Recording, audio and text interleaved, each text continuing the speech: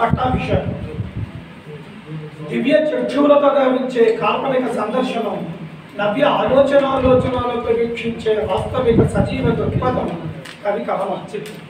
ఊహలలో ఊయలు చిగిస్తూ అద్భుత సౌందర్యాలను అంతరంగం ముందు సజీవంగా సాక్షాత్కరింపజేసే భావ సంమోహన చిత్ర రూపకం కవనం.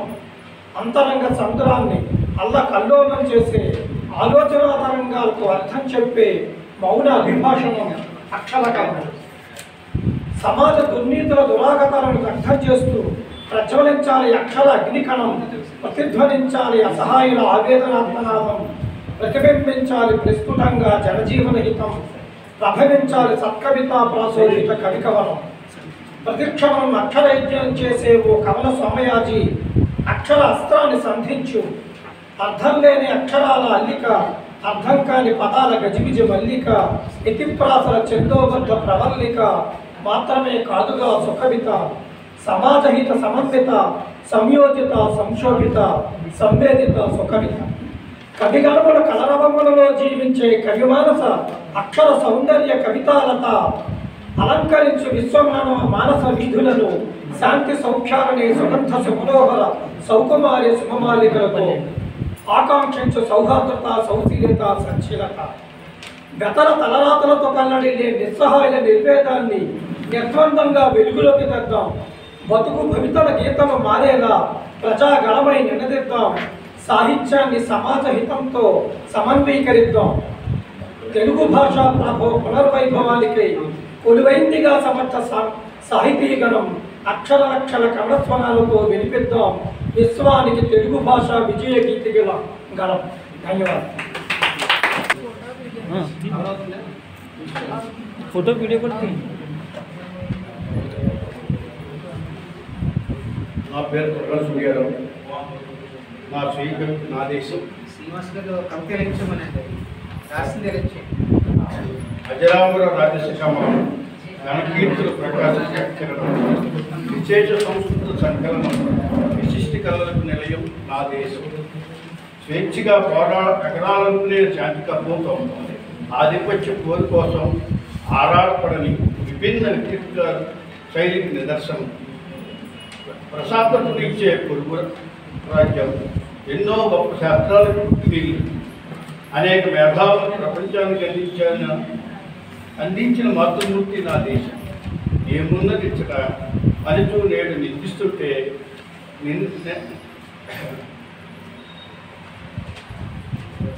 నిన్నే జనం దేశం అంటే నేను కాదని, దేశం అంటే మీరే అని బదులు చెప్పక నువ్వు మౌనంగా చూస్తుంటావు. వారి ఆత్మనేందు నీవే చూస్తుంటావు. చాలు అమ్మ నీ సహనం.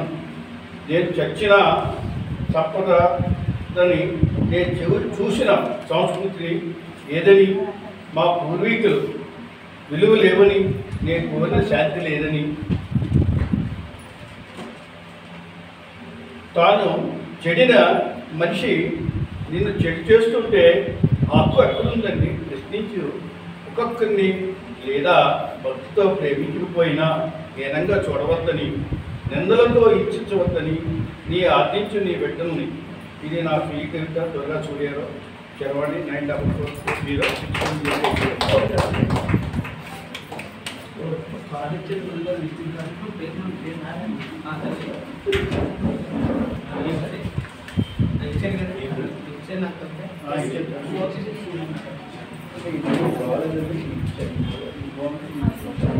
సభా వేదికను ఆవిష్కరించినటువంటి పెద్దలకు నా నమస్కారములు. ఈ రోజున తెలుగు భాష దినోత్సవ వేడుక జరుపుకుంటున్నాం కాబట్టి అందరికీ కూడా సంతోషదాయకమే. నా పేరు సోరంపూడి సూర్యనారాయణ, పెద్దాపురం ఎంఆర్ కాలేజ్. ఈరోజు నా కవితా శీర్షిక ఏమిటి అంటే తెలుగు వైభవం. తేనె కంటే తీయనిది తెలుగు భాష, దేవరాయలు మెచ్చిన తెలుగు శ్వాస, వేమనమిచ్చిన పద్య భాష తెలుగు, ఆంగ్లేయుడై రౌను మెచ్చిన తెలుగు భాష, ప్రపంచానికే వన్నె తెచ్చిన మన భాష తెలుగు భాష. అందుకే అంటారు తెలుగును దేశ భాషలందు తెలుగు లెస్సని శ్రీకృష్ణదేవరాయలు వారు అంటారు. ధన్యవాదాలు.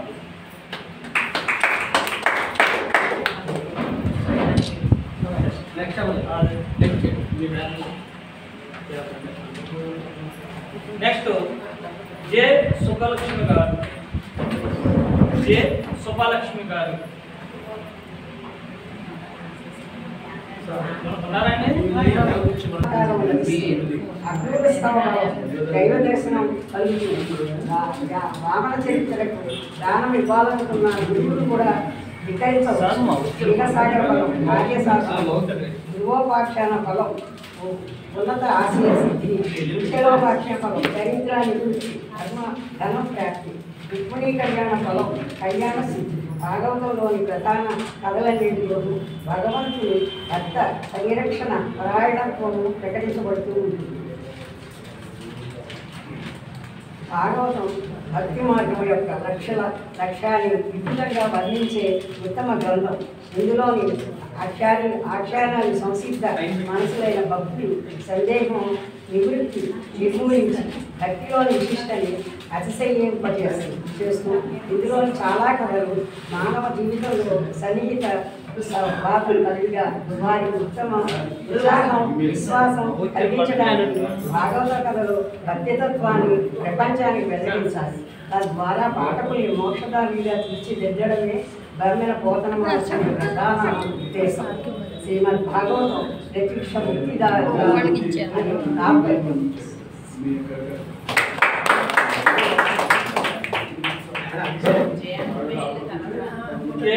శివనమ్మ గారిని వేదిక మీదకి వచ్చి చదవలసిన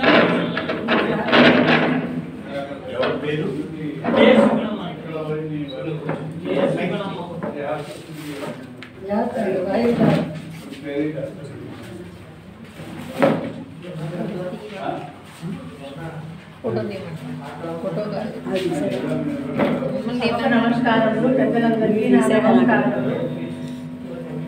నేను శాంతియాసన సభ్యురాలను. నా పేరు సుగుణమ్మ. నేను ఊర్మిళాదేవిని గురించి నాకు తెలిసినది రాశాను. ఊర్మిళాదేవి ఒక త్యాగమూర్తి. రామాయణంలో ఊర్మిళాదేవి ఒక త్యాగమూర్తి. భక్త కొరకు ఎంతో త్యాగం చేసిన భార్య. అయితే అందరూ లక్ష్మణుని గురించే చెబుతారు, కానీ ఆయన గుణగణాలనే ప్రశంసిస్తారు. కానీ జీవితంలో మహోన్నత త్యాగం చేసిన భార్య ఊర్మిళాదేవి. ఆమె ఔదార్యం చాలా గొప్పది. మొదటి నుండి ఊర్మిళది చిత్రమైన స్వభావం.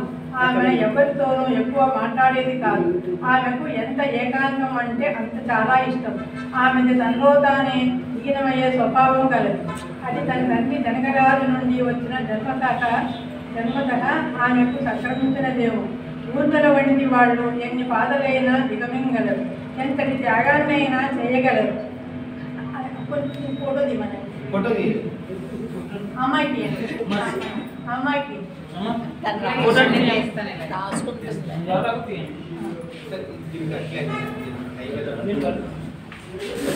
పెట్టావా?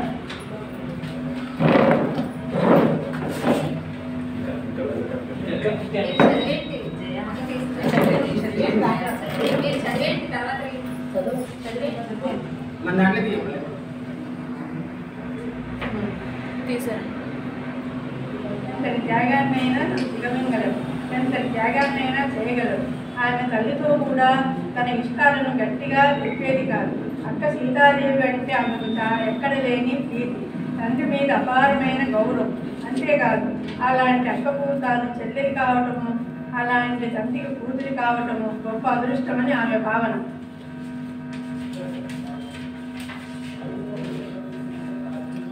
త్యాగచరిత్రలో సీతమ్మ వారికి సాటిగా లక్ష్మణుడి భార్య అక్కాయిగా ఊర్మిళాదేవి ఉత్తమ స్వభావాన్ని చాటుకుంది.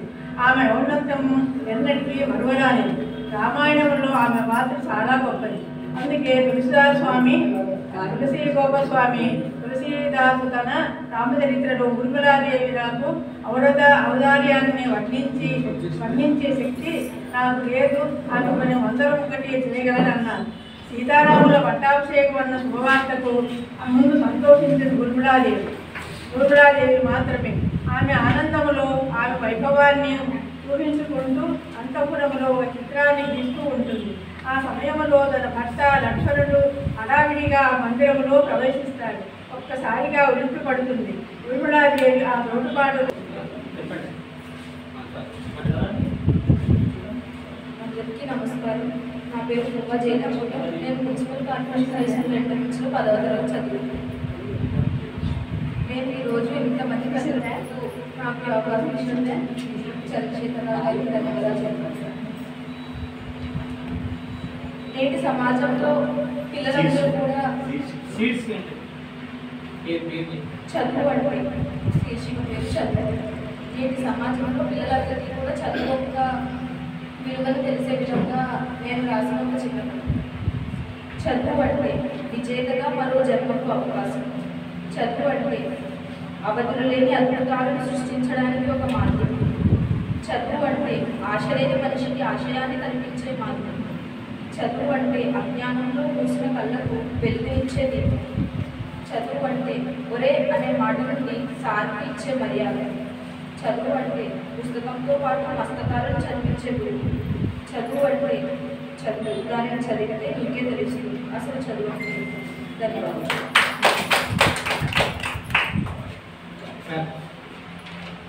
చదువు గురించి జయలక్ష్మి చక్కగా వర్ణించారండి.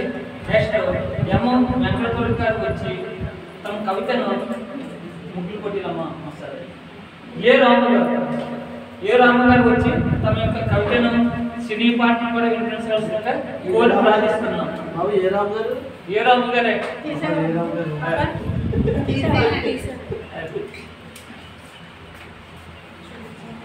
సభకు నమస్కారం.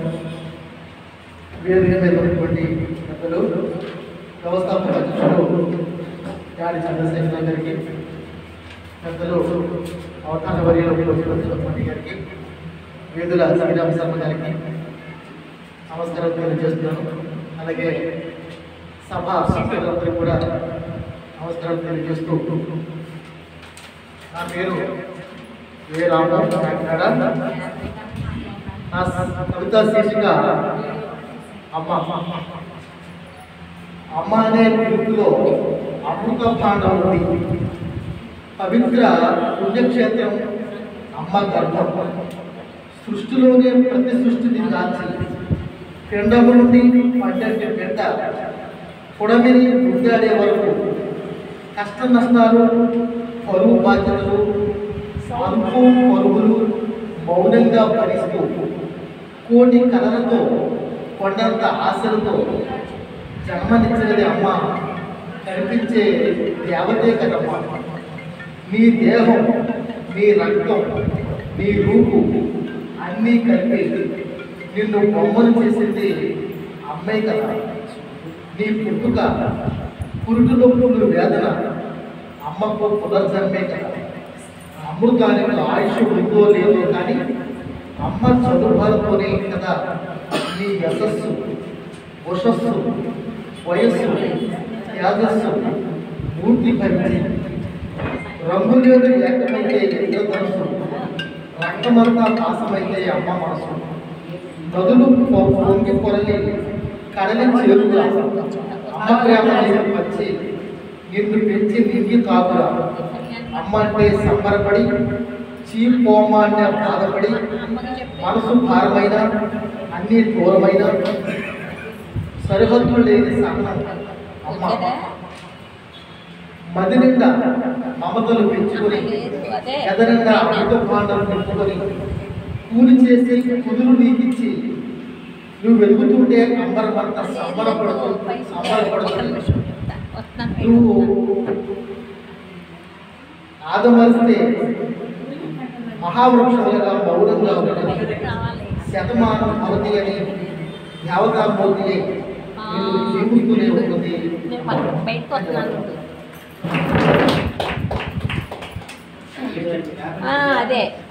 అదేనమ్మా.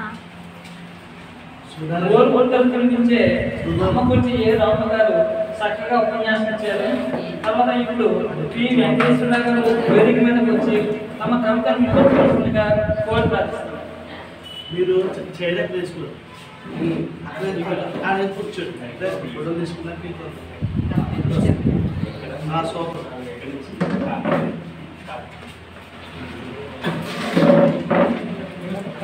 మీ పేరు చెప్తారు. కొత్త సంవత్సరంలో నాకు అభిమానికి కవిత అమ్మ అనే కవితతో మీకు ఆన్ చేశారా?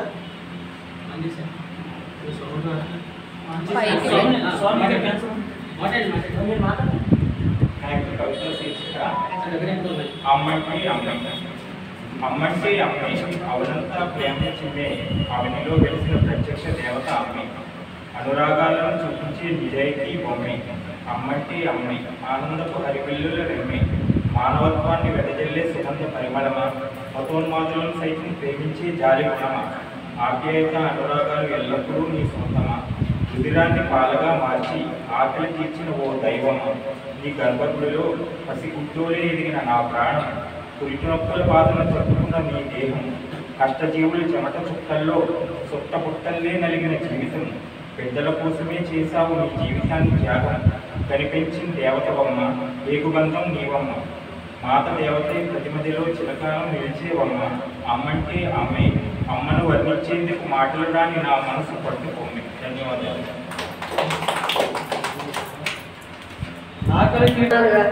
ఇతిహాసములుగా అందించారు.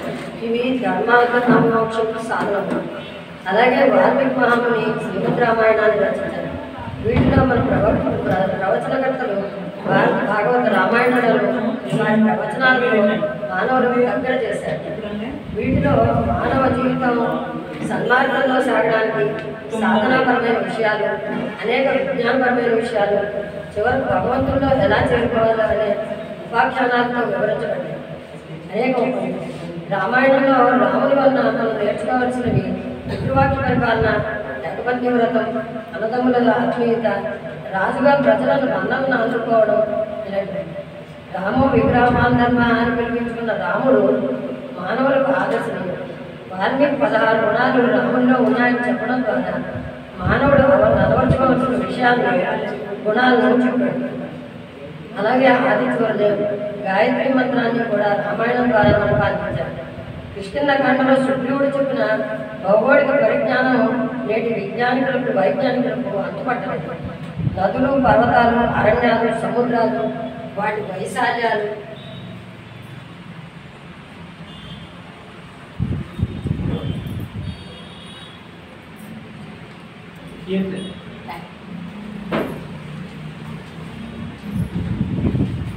వాటి లోతులు చాలా వివరంగా చెప్పారు సుందరకాండలో. ఆ సుందరకాండలో ఎన్ని అడ్డంకులు వచ్చినా ధైర్యాన్ని వేడక ప్రయత్నం చేస్తే విజయం తప్పక లభిస్తుందని ఆమె సాధన మనకు తెలియజేస్తుంది. లంకలో రావణుని విమాన వర్ణనల ద్వారా నాకు వైజ్ఞానిక విషయాలన్నీ తెలిసింది. మహాభారతంలో భగవద్గీత, విష్ణుశాసనము, శివశాసనము, శాంతిపర్వంలోని అనుస్మృతి భగవంతుని వైభవాన్ని తెలియజేస్తే విధుల నీతులు శాంతిపర్వము, అరణ్యపర్వము, అనుశాసన పర్వంలో అనేక నీతులు ధర్మాలు బోధించారు. భీష్మ ద్రోణ పర్వములలో శస్త్రాస్త్ర నైపుణ్యములు, యుద్ధ వ్యూహముల రచనలు, యుద్ధ నైపుణ్యములు ఆశ్చర్యపరుస్తాయి. మహాభారతంలోనైనా భగవద్గీత సాక్షాత్ భగవంతునిలో వెలువడిన మార్గదర్శక మోక్షదాయక ప్రత్యేక గ్రంథం.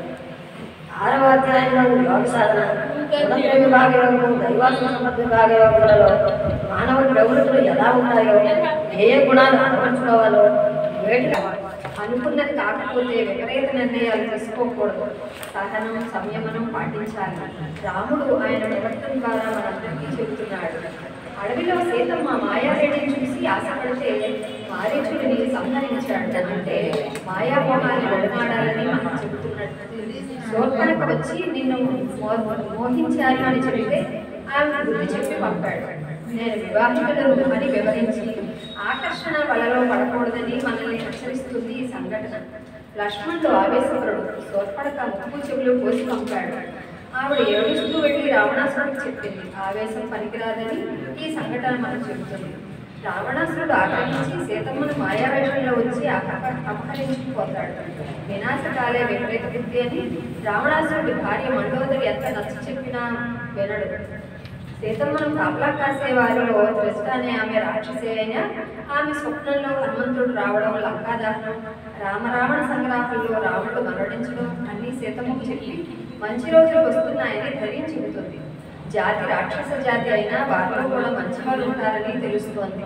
మనం ఏ జాతిలో పుట్టినా మంచిగా మన ప్రవర్తన ఉంటే అందరూ మెచ్చుతారు. హనుమంతుడు రావడం, ఆయన శక్తి ఆయనకు తెలియకపోవడం, అందరూ ఆయన శక్తిని మేల్కొల్పడం, మనలో ఉన్న శక్తులు మనకు తెలియవని హనుమంతుడి కథ ద్వారా మనకు తెలుస్తోంది. ఈ పని నేను చేయగలనా, ఇంత చదువు నేను చదవగలనా అనుకోకుండా మనం శ్రద్ధగా దృష్టి పెట్టి చదివితే ఏదైనా సాధించగలమని హనుమంతుల వారి కథ మనకు చెబుతోంది. రావణాబ్రహ్మ అంటారు, కానీ అతను ఎంత గొప్పవాడైనా ఒకే ఒక అవలక్షణం వల్ల హతమార్చబడ్డాడు. మనం ఎంత గొప్పవారమైనా ఒక అవలక్షణంతో మనం ఎంత దారుణమైన స్థితిలోకి జారిపోతామో ఈ కథ మనకు చెబుతోంది. విభీషణుడు రాక్షస జాతిలో పుట్టిన రాముడి వైపు వచ్చి శరణాగతి పొందాడు కాబట్టి ఆయన బ్రతికి పట్టకట్టాడు. మన పురాణాలు కానీ ఇతిహాసాలు కానీ ఏవైనా సామాజిక ప్రయోజనం కోసం రాయబడ్డాయి. ఇప్పటికీ ఎప్పటికీ ఆదర్శంగా నిలుస్తున్నాయి. మనందరం ఆచరించి పురోగతి సాధించాలి. సర్వేజన బాగుంది. అద్దేపల్లి జ్యోతి కొత్త భావాల్ని అందింది పురాణాల్లో. ఎందుకంటే రామాయణంలో ఆ ధర్మం ఇవన్నీ చెప్పడం అందరూ చెప్తారు పాపం, కానీ అన్నదమ్ముల గురించి ఒక్కటే. అన్నదమ్ములు ఎలా ఉండాలో రామాయణం చెప్తుంది, అన్నదమ్ములు ఎలా ఉండకూడదో భారతం చెప్తుంది. ఇది ఒక ముక్కలో చెప్పాలి. ఎందుకంటే రామాయణంలో చూడండి, 4 అన్నదమ్ములు, 3 అన్నదమ్ములు, 2 అన్నదమ్ముల కథే రామాయణం. 4 అన్నదమ్ములు ఎవరు? రాముడు, భరత, శత్రుఘ్న, లక్ష్మణులు వీళ్ళది. అయితే 2 అన్నదమ్ములు ఏదైతే ఉందో అది బాలిశుద్ధి ఉంది, దాంతో కదా అంతా ఉంది. అలాగే 3 అన్నదమ్ములు ఎవరు? మన పేరు చెప్పి తీసుకుంటారు.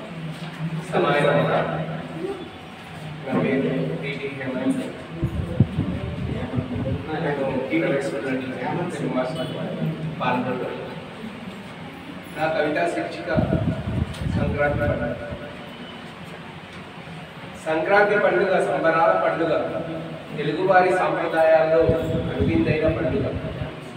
ఇంటి ముందు రంగవల్లులు, పసుపు కుంకుమ కొబ్బిళ్ళు, ద్వారాలకు బంతిపూల తోరణాలు, హరిలో రంగహరి అంటూ హరిదాసులు చెందు పిండి వంటల గుమగుమలు, కొత్త పుల్లలో పొంగలి వంటకాలు, కోడి గిరియలకు వెడలో గజలు, ఎద్దుల పువ్వులకు రంగులు, రైతన్నల ముఖంలో సంతోషాల సంబరాలు, కర్రసాములు, కోలాటాలు, పులివేషాలు, పొలిపడ్డాలు, బిడ్డలతో మాటల చురుకులు, కొత్త కోరికల అలకలు, చిన్న పెద్దల సందడి, తప్పెడుగుల హడావిడి, పసిపిల్లల భోగిపిల్లల సంబరాలు, అందంగా ఆకట్టుకునే బొమ్మల తొడుగులు, ఆకాశంలో ఎగిరే రంగుల గాలిపటాలు, పచ్చని పైర్లు, పసిడి ధాన్యపు రాసం, పక్షుల కిలకిలలు, మంచు కురిసే వేళలు, ఆత్మీయంగా బంధువులతో కలిసి కబుర్లు, తెలుగువారి ఇళ్లలో సంతోష సంబరాల కాంతి, సంవత్సరానికి ఒకసారి వచ్చే అవకాశం, అది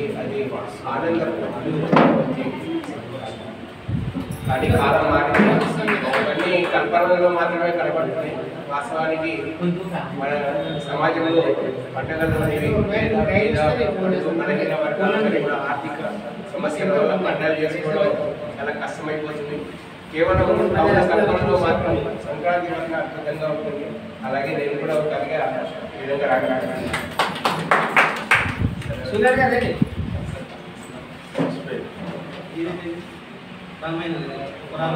కథ మీద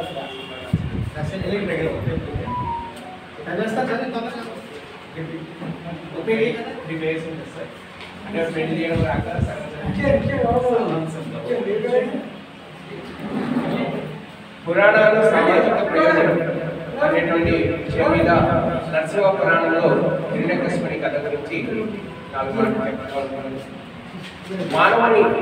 మానవ జన్మలోని కామ, క్రోధ, లోభ, మోహం, ఆశ్చర్యములనే గుణాలను పరిత్యజించాలని, లేకపోతే నరకం సత్యమని పెద్దల మాట. పై చెప్పిన 6 గుణాల్లో క్రోధం అనే అంశాన్ని తీసుకుంటే జీవుని పతనానికి క్రోధం ఎలా కారణమవుతుందో, క్రోధం వల్ల కలిగే అనర్థం ఏమిటో నరసింహ పురాణంలోని హిరణ్యకశిపుని కథ తెలియజేస్తుంది. హృదయంలో కశ్యప ప్రజాపతి ద్వితీయంలో జన్మించిన వాడు హిరణ్యకశిపుడే, అతని తమ్ముడే హిరణ్యాక్షుడు. వీరిరువురికి శ్రీ మహావిష్ణువుని ద్వేషించడమే పని వారి యొక్క లక్షణం. వారికి తెలియకుండానే వారి మనసులు అంతర్గతంగా బహిర్గతంగా పరిణామమై వారి జీవితం వారికి సంతృప్తి కాదు, నైర్ముక్తిగా మారినాయి. అంటే తెలిసో తెలియకో విరోధాల ద్వారా కూడా నమ్మకం చేసుకునే ఆరాధన నిరక్షణ శ్రీహరి సంహరించగా తమ్మిని చంపినందుకు హిరణ్యకశిపుడు శ్రీహరి మీద వైరిభావం బాగా పెరిగిపోయింది. శ్రీహరి తన తమ్ముని దూరం చేసిన దుఃఖం క్రోధంగా మారిపోయి విష్ణు భక్తులను వదలకుండా రకరకాల చిత్రహింసలతో చంపాలని నిర్ణయించింది. అది శ్రీహరి మాయో ఏదో తెలియదు, కానీ ఆ హిరణ్యకశిపుని పుత్రుడిగా ప్రహ్లాదుడు జన్మించాడు. శ్రీహరి అనే భక్తిభావం కలిగి శ్రద్ధతో నిరంతరం ఆరాధించేవాడు. అది నచ్చని హిరణ్యకశిపుడు తన కుమారుడిని కూడా చూడకుండా ఆ పసిపిల్లవాడికి విషం తాగించడం, కొండలపై ఏనుగులతో ధరించడం, రకరకాల శిక్షలను అమలు చేసినప్పటికీ శ్రీహరి నామజపం వల్ల ఆ మహావిష్ణువు ఆ ప్రహ్లాదుని కాపాడడం జరిగింది. చివరికి విసిగిపోయినటువంటి హిరణ్యకశిపుడు నాకు కనిపించు ఎక్కడ ఉన్నాడు అని ప్రశ్నించగా ప్రహ్లాదుడు ముందుగా ఎందుకు లేడు, సందేహం ఇవ్వలేదు, ఎక్కడైనా శ్రీహరి ఉంటాడని కనుగగా అక్కడ ఉన్నటువంటి ఒక పెద్ద స్తంభాన్ని చూపించి స్తంభంలో ఉన్నాడా అని అడిగాడు. అప్పుడు ప్రహ్లాదుడు ఉన్నాడు అనగానే కోపంతో తన గదాయులతో స్తంభాన్ని బద్దలు కొట్టగా నరసింహస్వరూపుడై శ్రీ మహావిష్ణువు నరసింహ అవతారంలో ప్రత్యక్షమై ఆ హిరణ్యకశిపుని పట్టుకుని భూమం మీద అనగా సింహద్వారం మీద కూర్చుని అతని కడుపుని చీల్చి చంపివేశాడు. ఇక్కడ రెండు చిత్రమైనటువంటి విషయాలు తెలుస్తున్నాయి. పుట్టుక నుంచి శ్రీ మహావిష్ణువు అంటే శత్రుభావం కలిగినటువంటి హిరణ్యకశిపునికి ద్వేషించే గుణమే తప్ప మంచి చెడు అనే ఆలోచన లేకపోవడం, శ్రీ మహావిష్ణువు అంటే ప్రాణప్రదంగా భావించే భక్తిభావం కలిగిన గురువు పుట్టడం ఇంకో గొప్ప విశేషం. నిరంతరం క్రోధంతో రగిలిపోవడం, ఆ క్రోధభావంతో కన్నకొడుకని కూడా చూడకుండా రకరకాల చిత్రహింసలకు శిక్షలకు గురి చేయడం, నీటిలో నిలిచినట్టుగా అగ్నిపర్వతాల మధ్య లావాదేవీంచినట్టు అధర్మ మార్గంలో నడుచుకునే హిరణ్యకశిపుడికి సన్మార్గం బోధించడానికి, సత్యాన్ని శిక్షించడానికి ఆ భగవంతుడు చేసిన ప్రయత్నం. కానీ మూర్ఖత్వం నిండిన మనసుకి మంచి చెడు ఆలోచించే జ్ఞానం నశించిపోతుంది. కోపంతో రగిలిపోయే వాడికి బంధాలు, అనుబంధాలు, వాత్సల్యం, జాలి, దయ అనే గుణాలు కరువైపోతాయి. అందుకు ఉదాహరణ ఈ వృత్తాలు. తన కోపమే తన శత్రువు, తన శాంతమే తన దురక్షమాట ఈ కథలో మనకు కనపడుతుంది. తన క్రోధావేశంలో సన్మానితం హిరణ్యకశిపుడు శాంతి మార్గంలో తన ధర్మాన్ని తాను పాటించి భగవంతుడిని అభిషేకించిన ప్రహ్లాదుడు పాత్రలు కనిపిస్తాయి. నేటి సమాజంలో కూడా చాలా మందిలో డబ్బు, పలుకుబడి, అధికారం, హోదా, రకరకాల భావాలతో ఆలోచన లేకుండా విచక్షణ కోల్పోయి ప్రవర్తించడం మనం గమనిస్తూ ఎవరో ఒకరు అది తప్పని చెప్పడానికి ప్రయత్నం చేసినప్పటికీ వారికి కారణం ఏమంటే అహంకారికి క్రోధావేశం గలవాడు ఆలోచన పరిజ్ఞానం లోపిస్తుంది. నేను ఏదైనా చేయగలను, ఏదైనా సాధించగలను అనే ఉన్నప్పుడు నేనే సర్వం అనుకునే లక్ష్యం ఏర్పడి అతనితో అజ్ఞానం కూడా పేరుకొస్తుంది. డబ్బు, సంపాదన, ఆస్తులు చూడబుట్టిన వాళ్ళని కూడా మాట్లాడగలిగి వాళ్ళని సమాజంలో మనకు కనిపిస్తుంది. పెంచిన తల్లిదండ్రులు కూడా నడి రోడ్డు దృశ్యాలు ఉంటాయి. కారణం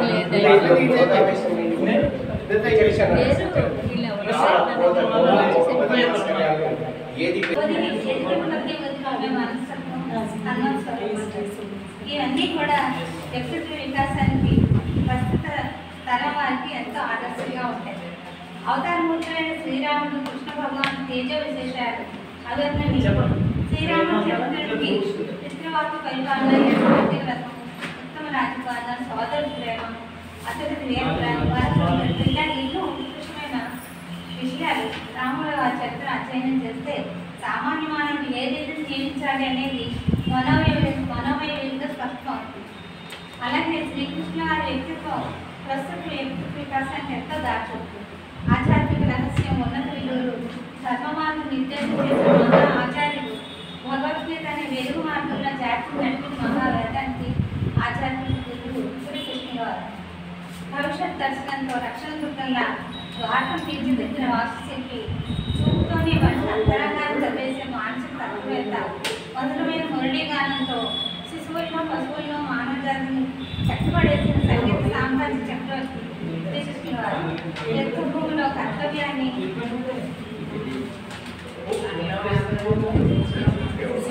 అర్జునుడికి ఉద్దేశించిన ప్రేమగా ప్రజల్ని లాలించి పాలించిన రాజు శ్రీకృష్ణుడు.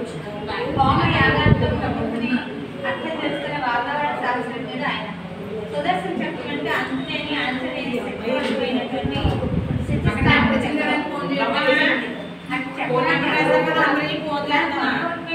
అద్భుతమైన సైంటిఫిక్ ఇంజనీర్ శ్రీకృష్ణుడు మహాత్మాలు ప్రతి మానవుడికి ఆదర్శప్రాయమే. పిలిచిన పలికే దైవం ఎన్ని కష్టాలు వచ్చినా ఆనంద స్వరూపై సౌందర్యాన్ని వైభవాన్ని నింపుకొని జీవితం జీవించడానికి అన్నట్టు మానవాళికి ఎన్ని కష్టాలు వచ్చినా ఓడిపోకుండా చివరి వరకు సంతోషంగా జీవితాన్ని ధన్యపరచుకోవాలని చెప్తుంది శ్రీకృష్ణుడి వారి చరిత్ర.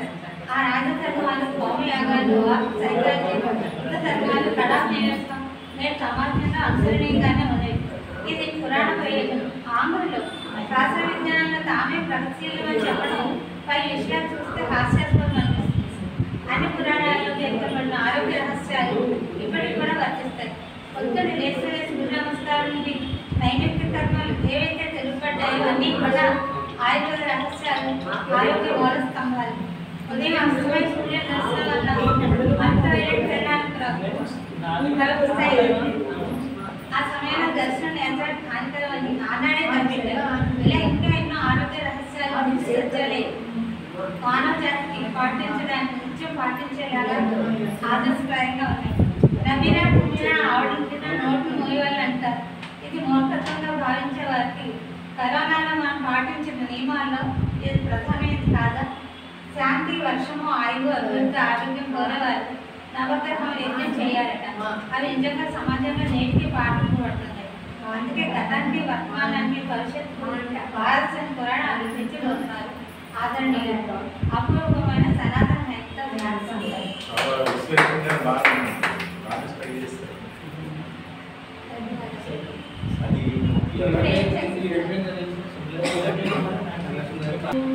చెక్కెర కలిపిన తీయని కమ్మని తోడు పెరుగు తెలుగు అల్లసాని దిగిన అమృతహార పెరుగు శ్రీనాథుని కవితా సుధారలో అమర గంగ పరుగు రాయల కల్పనలో రామకృష్ణుని శిల్పములో రసధారయై ధ్రువధారయై మరదేశలోలస్థయై దేవభారతో చెలిమి చేసి మన దేశముల వాసికెక్కినది చక్కెర కలిపిన తీయని కమ్మని తోడు పెరుగు తెలుగు అక్షరాల తీరు మల్లె పాలు కుదురు మన అక్షరాల తీరు మల్లె పాలు కుదురు మన భాష పాల కడలి పావం మురడి అజంత పదముల అలంకృతం మన మాట అమృత జనిత